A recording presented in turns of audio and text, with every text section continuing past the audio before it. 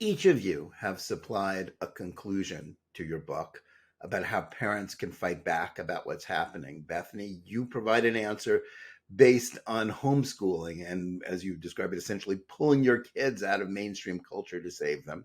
Karol, you speak of how to do so by fighting from within the system. Can each of you give us a thumbnail guide for parents on how and why they can resist the wokesters?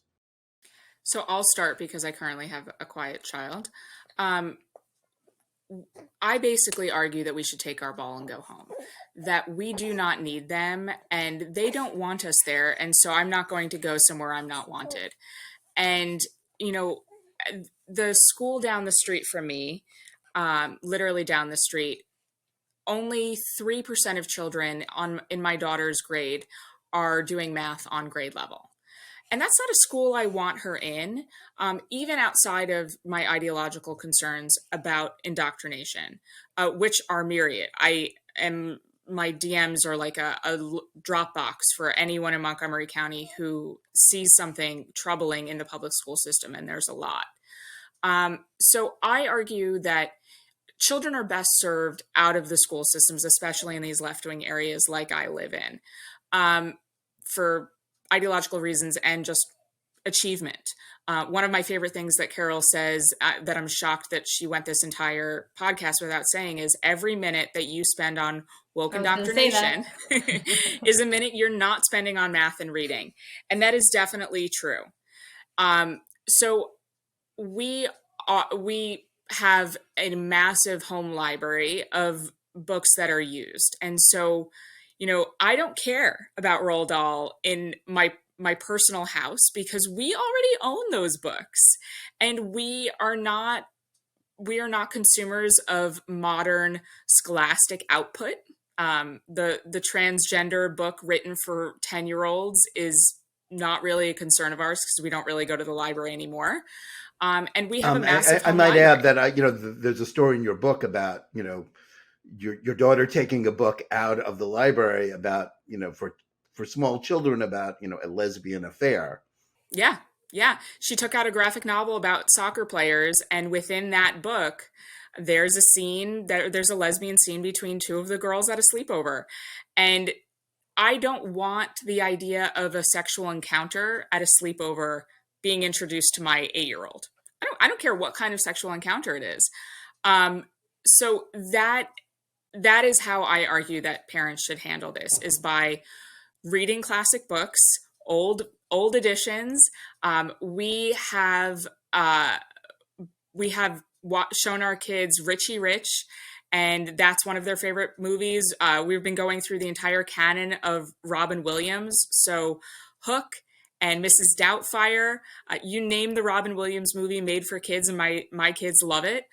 They're very devastated about his death, however many years later, 13 years later, because they are growing up watching the movies that I grew up on. And I know that they're safe and I don't have to pre-watch them. A lot of parents are daunted by the task of pre-reading and pre-watching. I am not interested in reading any more middle grade books than I have to. And I do it with my kids for school, but I know that I can put Nancy Drew in front of them and they're fine. There's a book series that my kids have been going through that was written in the 1950s called Freddie the Frog. I know there's no gender ideology in Freddie the Frog, so load it up on your Kindle and have at it. And that's how we've decided. We've just basically sort of turned back the clock in our house, and all of the media is, 10 years ago or more, and the books are even older, and we homeschool. And I think that's the way to do it, because in this modern culture, whenever we've tried to wade into it, like at that library trip where I said, sure, you can have that graphic novel about girls soccer players, it's blown up in my face. And fool me once, shame on you, fool me twice, shame on me. And that's how I feel about any time we turn on a movie, we turn on a book, I let them have a book. It always ends up biting me. And this has happened a lot with series that they've been reading. And so if they've been reading Wings of Fire graphic novels, which they have been, the first 5 books were fine, and they're still coming out with the books. And then on the 7th book in the series, they throw it in there, and I'm like, ugh. and my kids know that there's another book coming out, and then I'm the bad guy who has to say, no, you can't have the 7th book in the series that you've been reading for the last 6 months. And, I just hope they forget about Wings of Fire. True story. Just hope they forget about it. So Karol, tell us about Fighting from Within. We do have different paths. Bethany and I have 9 children between us, although she brings up, she brings the heft with 6. So, but we've taken different roads, and we understand that not all parents are the same. And so for me, my kids, I have 2 sons in public school and a daughter in private. And we've decided that we're not going to pre-watch everything, but we're going to have open conversations about the fact that they are targeting you and they are trying to indoctrinate you, and that you should be aware. My kids have become very woke police because of that. They now come home and they tell me things that they heard, and they're like, is this something? Is this something?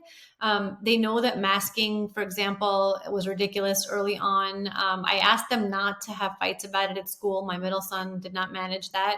He had plenty of arguments. And it's the way that we keep them safe is by giving them the information and letting them use that information, because I'm not going to be there, at every step along the way. When they're going to go to college and, all these books again that tell you how woke kids get in college, I want them to be protected from that before they get there. I want them to know that this isn't starting then. And I want them to understand how to address it in their own lives. One thing that Bethany and I do agree on very strongly is raising resilient kids is the goal here. You want them to be able to survive the onslaught, whatever that onslaught may be, as they get older. And for us also, pulling them out of society, obviously, and I know Bethany and I agree on this also, it's difficult in a lot of other ways, like the pediatrician's office. You just can't, the pediatrician still got a woke education at medical school. So now you're dealing with them in their office. And I love our pediatrician, so I shouldn't even say that about her, but the office is still masking. And so we have these paths that we tell parents they can take, and it's not going to be the same solutions for everybody, but the overall message is to fight back against this. And whether you're going to take the route of exiting your kids from society or participating in it and teaching them, what they should be doing along the way, fighting is the message here. You have to fight back. Thank you for tuning into JNS TV, the channel where you engage with the most important news in Israel and the Jewish world. If you enjoyed this video, please like, subscribe, and click the bell for notifications, and visit us at jns.org to get the very latest in Jewish news.